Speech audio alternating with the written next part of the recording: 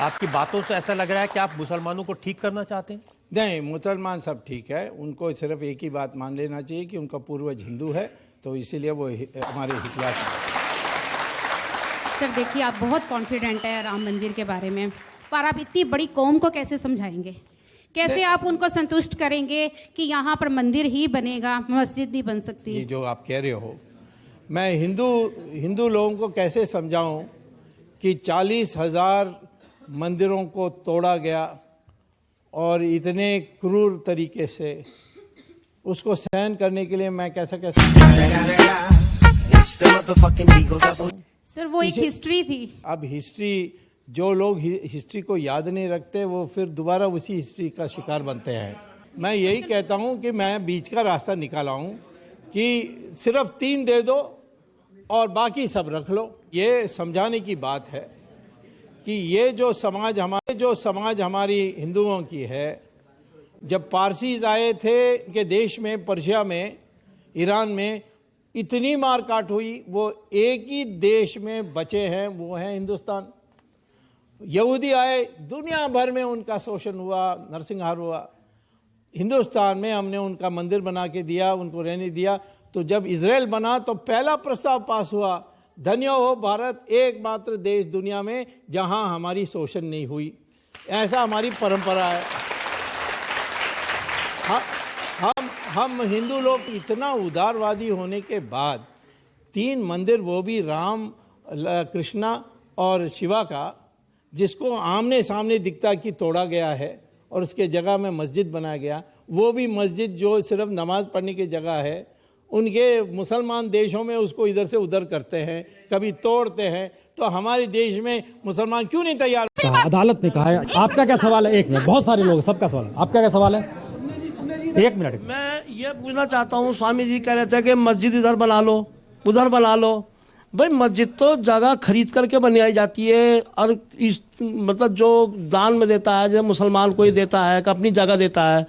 हमारी मस्जिद में कोई पैसा नहीं लगता किसी हिंदू का, ना क्यों नाजायज पैसा लगता है। मंदिर मैंने देखे हैं कि वहाँ रोड पे बना देते हैं बीच में।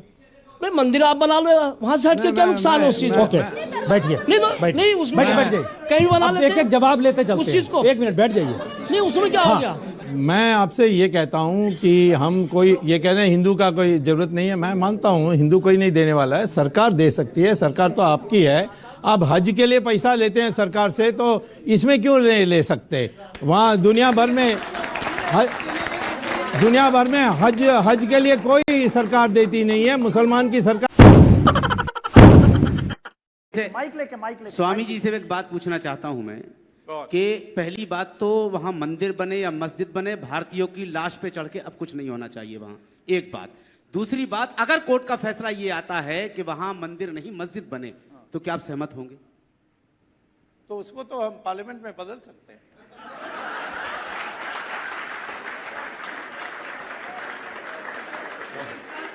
एक सेकंड। उम्र सारी आप बार बार ये कह रहे हैं कि अशोक सिंघल जी ने मुझे ये काम सौंपा है। थोड़ा जोर से। डायरेक्ट पता चलता है कि आपकी कोई आस्था राम मंदिर में नहीं है, बल्कि आप कॉन्ट्रैक्ट पे ये काम लिए हुए हैं। अशोक सिंघल जी ने ये कॉन्ट्रैक्ट आपको दिया है, आस्था की बुनियाद पर आप ये काम करना नहीं चाहते जी। दूसरी बात, एक जो आपने ये कहा कि एक सवाल छोटा सा इसी से रिलेटेड 2018 में कहते हैं कि राज्यसभा में अक्सरियत आ जाएगी तो हम बिल भी ला सकते हैं। मुझे जहां तक इल्म है कि अगर ये सुप्रीम कोर्ट में कोई भी मामला विचाराधीन हो तो आप उसको पार्लियामेंट में भी नहीं ला सकते, तो फिर आप कैसे लाएंगे? नहीं, ऐसा कोई रुकावट नहीं है। सुप्रीम कोर्ट की एक बार शाहबानू पर फैसला हुआ था, उसको उल्टा कर दिया था पार्लियामेंट में। आप साक्षी हैं इसके। और मैं ये भी एक शब्द कांग्रेस के लिए का मुल्क देखेगा हमको बोलेंगे।